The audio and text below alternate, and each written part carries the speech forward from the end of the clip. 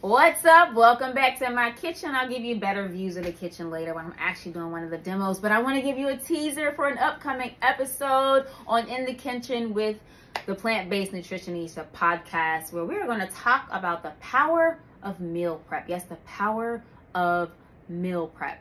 Why is this important? I hear time and time again, I heard it today when I was at an event, a gentleman said, I just don't have time. I just don't have time to eat more plants because it just takes so long and it's so easy to just go and through a drive-through. And he's absolutely correct from the perspective that it's easy to get through a drive-through. However, more often than not, that food does not hit the spot.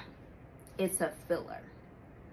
And you're not eating food that's alive, which is intended by divine design to help you thrive. Yes, you heard me correct. We were divinely created to thrive off of food that is alive. That's a podcast for another time. I really want to focus on the fact that not only do we have the time, it's a matter of perspective and how we think about our relationship with food, specifically healthy food. For some reason, it's seen as or perceived as a very laborious nature. Oh, it just takes so much time. And no, really, we don't know how to think about eating whole plant food. And therefore, it seems to take a lot of time because it just feels burdensome, but it's not.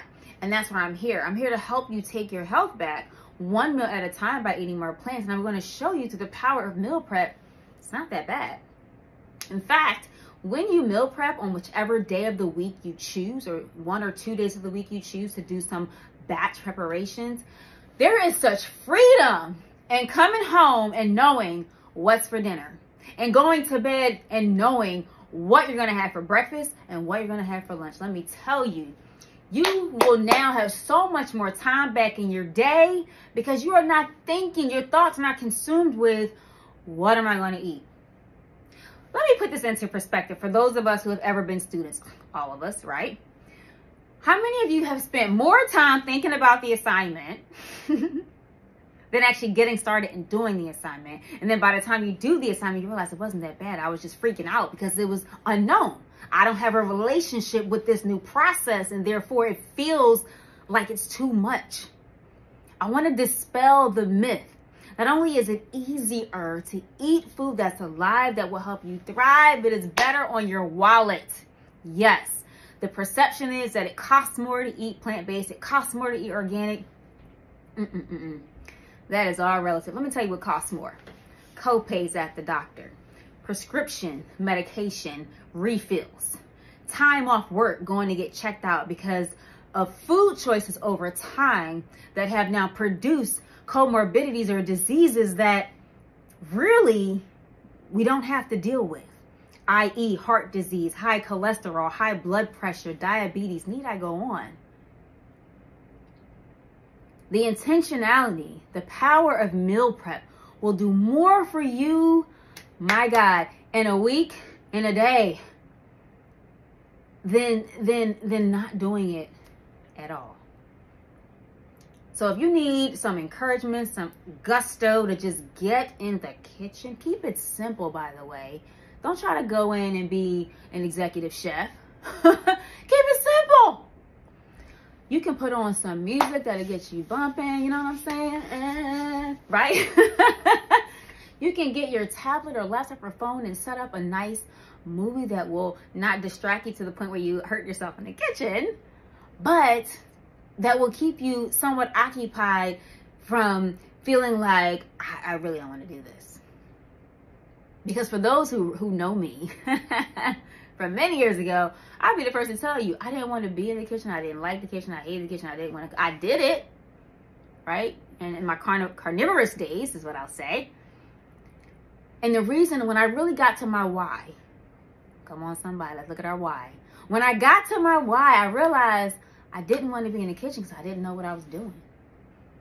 And I never really cared for the standard American diet. or the SAD diet, or the MAD diet, modern American, whatever you want to say. I don't know. So I kept it simple. I ate predominantly plants growing up. We actually called it in my house the poor man's diet. And one day I was thinking while reading and most likely or doing some research, I said, oh, the poor man's diet. No. What we've been told is the poor man's diet is really the rich man's diet. Because see, eating beans and rice and beans with vegetables on the side, or some sort of combination of legumes and different spices and herbs, that's actually power for your gut. The good bacteria forms things like short chain fatty acids that really is so, what's the word I want to use?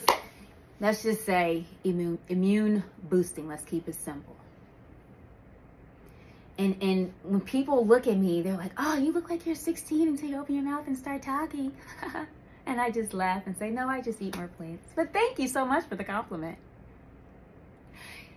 The power of meal prep.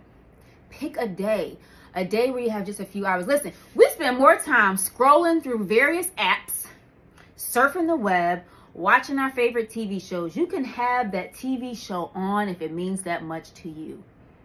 And get in the kitchen and just put some beans in some water and soak them overnight. Steam them while you're in the shower. Come on, put on a pot of rice. And then you can have some fun batch cooking different types of vegetables and steaming them and then shocking them in some cold water so you stop the cooking process so they maintain their color and rigidity if that's what you're looking for. And put it in the fridge. And then you mix and match like you do your outfits all week. Come on, somebody. And then you have options for dinner. And it's nothing like that robust salad for lunch. You can make that at one time. It takes no time to make a salad, right? If a really nice hearty one could take you about 15 or so minutes to make. And then you go ahead and get it out in a glass bowl and put your nice silicone lid on top, or parchment paper and then plastic over or foil over, however you need to do it in your home. And then you're just scooping it out every day. Done. Done. Breakfast. Yes. You can batch oatmeal and millet porridge and different quinoa porridge and cream of wheat if that's your choice. There's so many other things you can do for breakfast, like breakfast salads. And you can batch blend in your blender, not your juicer, in your blender, whole plants. Like beets, the stems of beets and some carrot tops, even a little bit of beetroot, spinach, kale, power greens, arugula, cilantro, parsley. Take your pick. A little onion. Oh, let me tell you the power of that in a smoothie. It's delicious. And you can put frozen fruit in there, or you can take fresh fruit. You can put some avocado. Let me tell you about avocado in the morning in your brain. Jesus. Oh, yes, you have the wheel. Okay. That avocado, wow. In the morning, not only does it make your fruit and vegetable smoothie creamy, it is just a powerhouse on the gut. Lord Jesus, everything, you're awake. It's heart healthy, brain boosting, gut loving, and diabetic friendly. Come on, somebody. And not only mention, you can just add some toppings like chia seeds, flax seeds, hemp seeds, just things that don't necessarily even change the taste, but it really skyrockets the nutrient profile. So when I talk about the power of meal prep and taking your health back one meal at a time, that intentionality opens the door for you to have so much more time to do the things that you love. Oftentimes we ask people, what do you do for fun? You get pregnant pauses, right? For me, I enjoy doing lots of outdoorsy things and being physically active, and I can't do that if the garden of my body is not supporting those endeavors.